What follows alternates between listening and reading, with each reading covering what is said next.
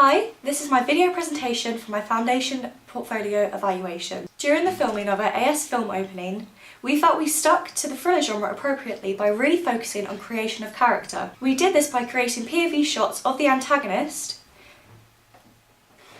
so while he was almost never seen, we had a Steadicam device to attach the camera to, in which we then shot shaky and rough cuts to show the antagonist walking and approaching the main character, Eliza. This created appropriate uncertainty and an erratic sense to the character, which created enigma and stuck to the thriller genre. We also included a typical chase sequence that the audience would be expecting, and this created tension as we filmed shots of Eliza being followed and watched, and shots of her recognising she was in danger, seen in shots such as the MOA of her taking her earphones out and looking around, and the final shot of panic on her face, which would connote appropriate emotions that tie in with the tone we wanted to create for the piece. We also focused on major details such as shooting in a location such as the woods to create generic danger associations, and in a dramatic Gothic hall to create confusion and mystery, and looking at costume choices, a stereotypical light dress for Eliza, the protagonist, to seem innocent, and a darker jacket for the antagonist, to connote power and a sense of evil in his intentions and general personality. What we seemed to lack is continuity. We filmed shots that didn't have any purpose, such as the MOA of the close-up leave shot. They changed in composition of the shot, which was confusing and seemed to lack planning, and made that segment of the film insignificant in our film and irrelevant. Another issue is what didn't go so well whilst filming, since looking back on it, is that the black and white scene can be seen as unclear, as there are unnecessary details in the background which can take away from the sequence and make the shot look less appropriate, as the alienation of the shot, which we wanted to be apparent, isn't conveyed and loses what we wanted to achieve. This makes it difficult for the audience to work out what is going on and creates confusion instead of the intended meaning. We used a mixture of camera usage, varying from handheld in the woods, which creates a much more unsteady look for the footage, which was used for the POV of the antagonist, and also manually made it much more steady for Eliza, regardless of being on a Steadicam. The meaning of the rougher footage was to create enigma for the audience, as they would feel on edge and more tense from the mystery of the POV angle. In normal scenes, we switched to mostly tripod-based filming, as we wanted the steadiness of the footage to really let the isolation of the shot itself and the composition of her standing alone to come through. This differentiation makes the meaning much more clear and defines some of the main differences between the hall and wood scene, and creates meaning of applied tension to the scenes and gave us flexibility we otherwise wouldn't have. We sometimes didn't apply ourselves in completely controlling the shots of the camera, which made them look weak and unprofessional. We used to pan down Eliza's arm here, which was parallel in the cut in the hall and in the woods, and they are supposed to match in terms of pace and framing, yet they failed to do so. It's not very obvious, but makes the connection between the shot much loosely linked, creating an ineffective meaning, as we desired isn't what we shot, and the control of the camera was rough and seemed inexperienced and of a novice type approach. Some shots also jumped a lot and would seem erratic, as they didn't have smooth approach, such as the following shot of Eliza walking in the woods, which also infers the same as the pan shot. We had key shot checked to be in frame. For example, in the wood at the end of the opening there is a highly meaningful shot, which we spent time to make sure the actress was in the middle of the shot so the audience could clearly tell her face was full of shock and emotion and was composed as it was meant to be seen, which also creates enigma for the audience. We also used a depth of field shot as an introduction and establishing shot to the character, where she is in the centre of the shot, so the audience can identify her as important and key to the piece to show her value as she is portrayed as a main character. Therefore, shots were planned and executed to have meaning. However, some shots were not as crucial in her placement, therefore we didn't execute them with as much efficiency and did not consciously carry out checks to see she was in the correct composed position. First scene. Which meant framing attention slipped, as she was not always central, or meant irrelevant objects such as pictures devalued the shots, meaning it took away the realism and general believable value from the scene, which made it much lower in quality than we had wanted. We planned very well and tried our best to stick to our plan, which made having a variety of shot sizes very easy for us as a group to accomplish. Our storyboard focusing on overviewing the shots, as we had included enough to keep the opening interesting. We had close-ups of earphones, POV shots of the antagonist, and long shots and mid-shots of Eliza walking to create meaning such as deliberate focus on expression or actions. The shots can indicate what will happen next and question if they will or not. For example, will the man following Eliza catch her? Also, enigma can be woven into the opening in this way, such as danger becomes more real when Eliza takes out her earphone, as she realises something isn't right, making the audience feel panicked with her.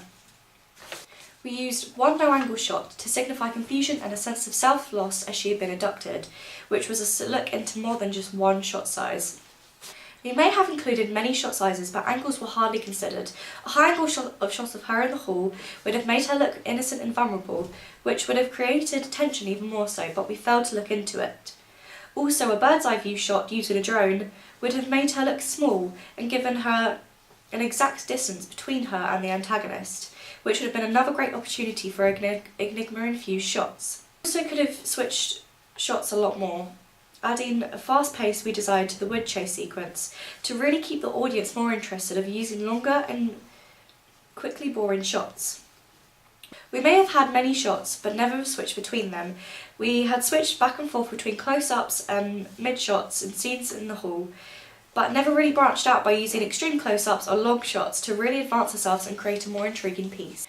We devoted a lot of time by investing in researching for interesting areas to film in, areas that would create mystery, tension and interest.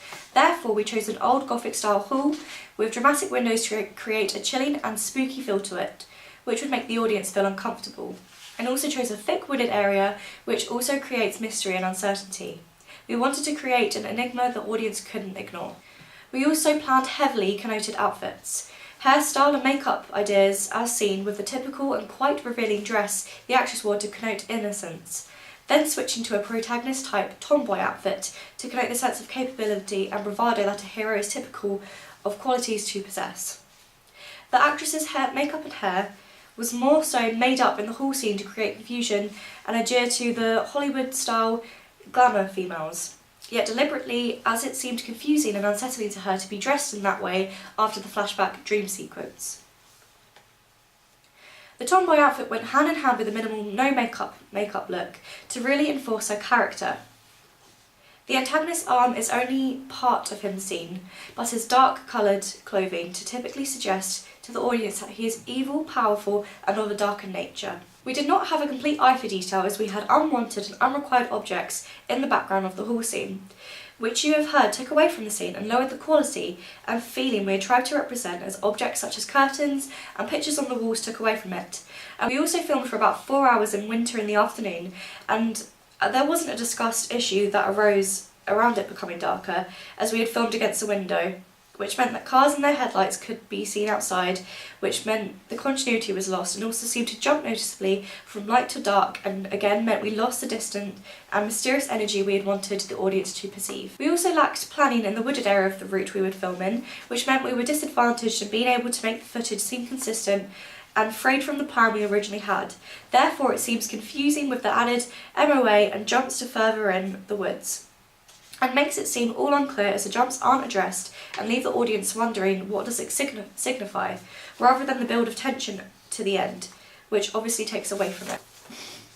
In post-production, our main evident use of Final Cut Pro is the editing, specifically the filtering, as our two scenes are quite clearly separated by filters, black and white for the hall scene and a dreamlike saturated filter for the flashback. The black and white adds tension and drama and also a higher focus on the main character as colour is lost.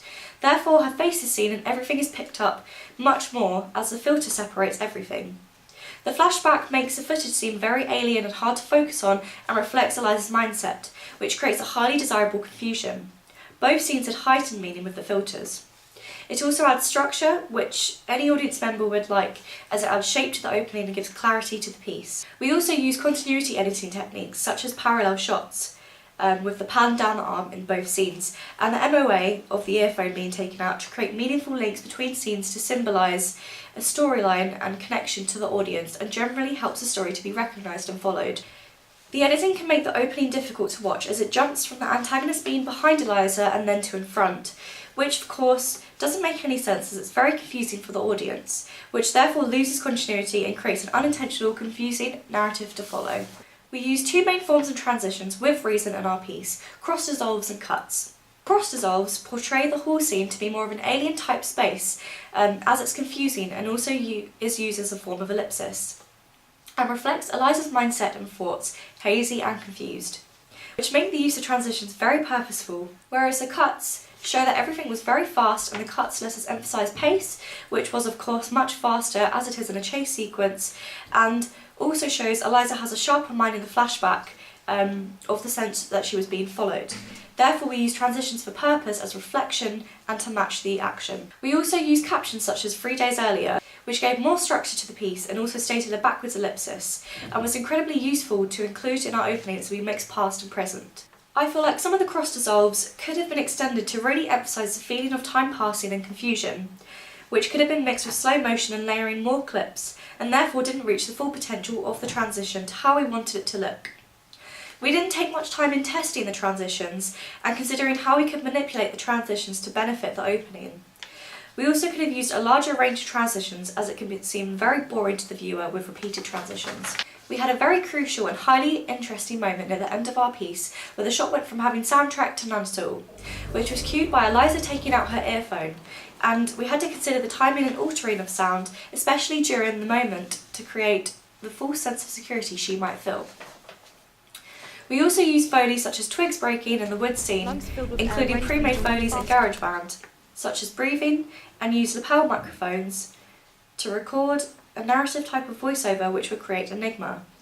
This meant sound was heavily considered, and we used many different ways of including it to make the piece exciting, realistic, and to have enough mixture to create tension and drama. We also used and merged two soundtracks together to use that would be fitting and parallel to the action, and typical of the thriller genre, fast-paced and intense. We did have a lot of sound editing to do, which we weren't expecting to be so intensive, which made us rush and resulted in the end of the voiceover stutter in an ill-learned script, which doesn't connote a well-planned piece, and was also quieter at the end than the other clips of it throughout, which makes it seem inconsistent, unprofessional and quite novice.